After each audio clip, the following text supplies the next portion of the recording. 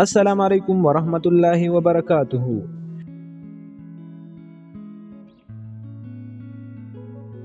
ډیرو ملګرو دا غوښتنه کوله چې فارمل او په انفارمل انګلیش باندې دی یو ویډیو جوړ کړی شي.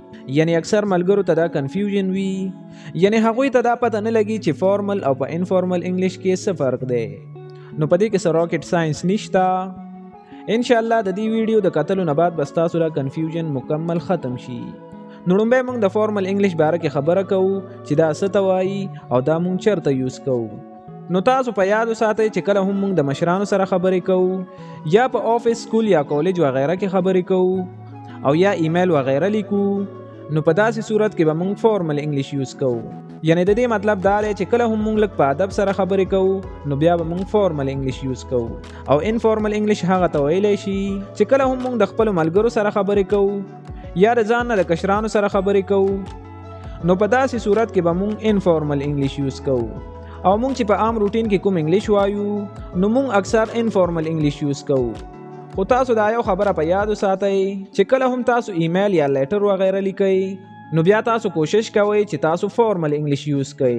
نو امید ساتم چې تاسو به په فارمل او په انفارمل انګلیش باندې پېښ شوي یې.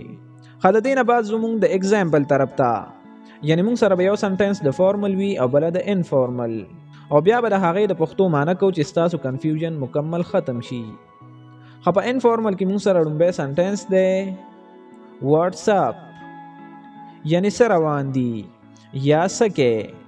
خو اوس به دا سنټنس موږ په فارمل کې څنګه وایو، یعنی چې کله موږ د باس سره خبرې کوو یا د یو مشر سره خبرې کوو نو بیا به موږ وایو هاو ډو یو ډو، هاو ډو یو ډو.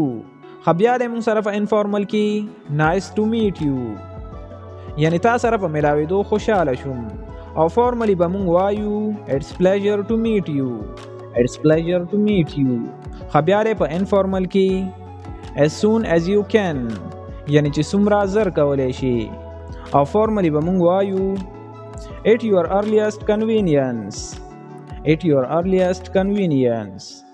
خو بیا مونږ سره په انفارمل کې worried about you، یعنی ستا باره کې پریشان وم. او فارملی به مونږ وایو concerned about you، concerned about you. خو بیا for a start، یعنی لومبی. او فارملی به وایو firstly. خو بیا say hello to، یعنی چې کله مونږ په چا سلام کوو چې سلام وکړه نو فارملی به وایو give my regards to، give my regards to. خو بیا په انفارمل کې to think about، to think about، د هغې باره کې سوچ وکړه. او فارملی به وایو to consider، to consider. خو بیا we want to، یعنی مونږ غواړو. او فارملی به مونږ وایو we would like to، we would like to. خو بیا thanks a lot، یعنی ډیره مهرباني.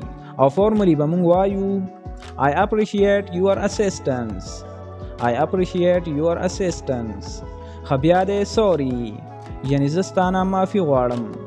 نو فارملی به مونږ وایو please accept our apologize، please accept our apologize.